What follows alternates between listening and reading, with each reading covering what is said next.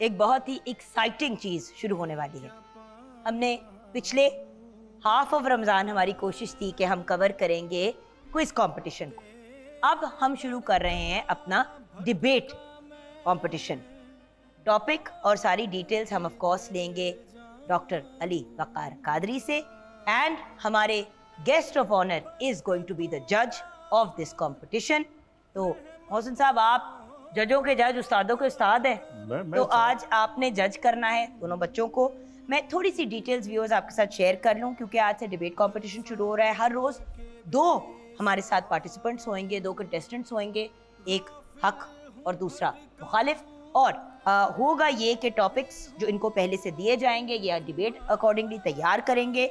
हर participant के पास 5 minutes का time होगा और डिबेट के बाकी rules and regulations Ali Waqar Qadri he share करेंगे। बट जो आज का विनर होगा उनको मिलेगा स्पार्क्स स्मार्टफोन्स की जानिब से, स्पार्क्स स्मार्टफोन की तरफ से ये तोहफा, शाइन विद स्पार्क्स। तो पल्स 1 वॉच आज के हमारे किसी एक विनर को मिलेगी और करशी जामे श्री के गिफ्ट हैम्पर भी दोनों कंटेस्टेंट के साथ जाएंगे।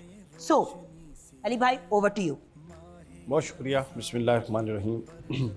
अच्छा बेटा, सबसे पहले तो आपके इल्म में आज का जो टॉपिक है आज़ादी निस्वां, ख़तरनाक टॉपिक है आज़ादी निस्वां। और मोहसिन शाह साहब किबला हैं, जज हैं, एक मर्द जज है और उन्वान है आज़ादी निस्वां। अच्छा जी, आपकी डिबेट के टोटल 200 मार्क्स हैं, जिसमें से 50 होंगे अंदाज़े बयां के कि आप केस को पुटअप कैसे करती हैं। 50 नंबर हैं सेहत लफ्ज़ी के कि अल्फाज की अदायगी दुरुस्त होगी या गलत होगी, और 100 नंबर है कंटेंट के कि दलाइल की नौइयत क्या दुरुस्त है, वो मौजू के साथ मुताबिकत रखती है या नहीं रखती। हतमी फ़ैसला सर फरमाएँगे। तो ये है जी आपका, आप देख लें इसमें से। तो अब हम अपने पहले मौजू की तरफ चलते हैं। आप आगाज़ करवाइए, इंट्रोडक्शन ले लीजिए और फिर आगाज़ कीजिए। जी बच्चों, अपना अपना पहले इंट्रोडक्शन करा दें। जी बेटी। मेरा नाम युसरा अहमद है और मैं जामिया पंजाब की तालिम। वेलकम बेटी। जी।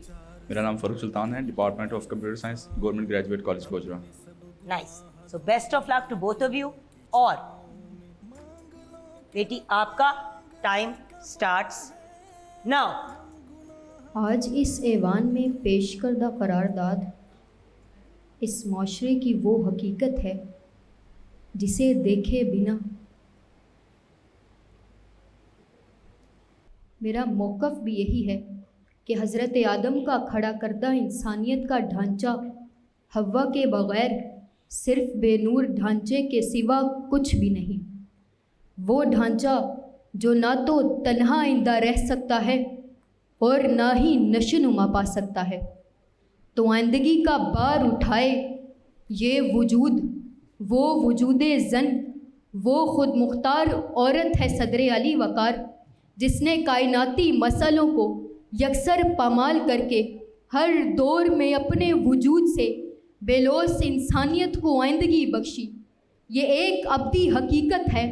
तो आइए आज़ादी निस्वां की पहली तारीख़ी मिसाल देखनी हो तो देखिए कि कैसे यही औरत जब खुद मुख्तार होती है तो कभी हज़रत मरियम बन के इस दुनिया को पाकीज़गी के रंग से मुनव्वर करती, अपने वजूद से हज़रत ईसा को जनती, वक्त के जाबरों को ये बताती है कि मुझे तन्हा समझने वालों, देखो मेरे ख्याल से पहाड़ हिल जाता है।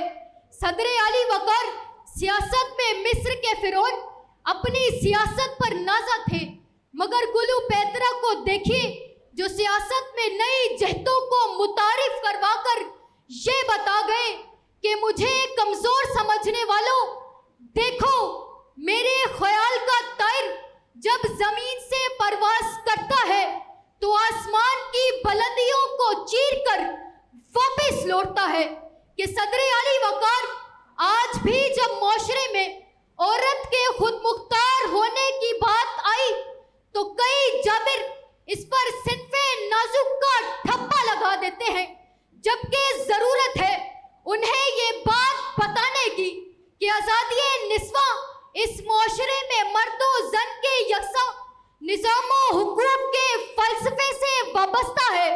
कि सदरे अली वक़ार लिखी है हर एक रंग में औरत की कहानी, कहते हैं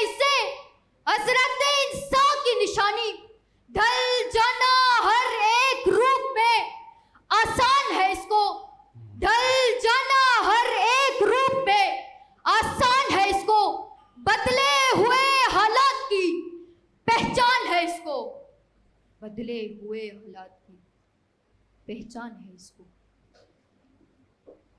मेरे मुखालफिन जो आज़ादी निस्वां की हकीकत को तस्लीम नहीं करते, यानी वो इस मुल्क व वक़ार को भी तस्लीम नहीं करते। सदर आली वक़ार, हम जानते हैं कि हमने देखा आरफा करीम को, जिसने 9 साल की उम्र में आईटी की दुनिया में तहलका मचा के इस वतन का नाम रोशन किया।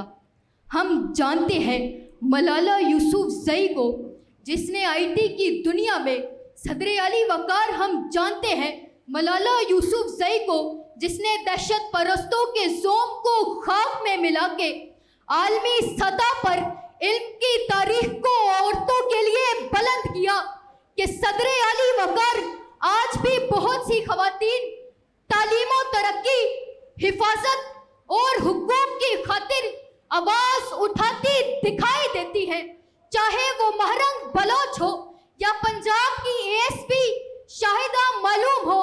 कि सदर आली वक़ार, मैं ये क्यों ना कहूँ कि सिन्फ़े नाजुक नहीं, सिन्फ़े आहन हूँ मैं, कि दुनिया के लिए तेरो तारीख हूँ मैं। कि सदर आली वक़ार, मैं ये क्यों ना कहूँ। शुक्रिया।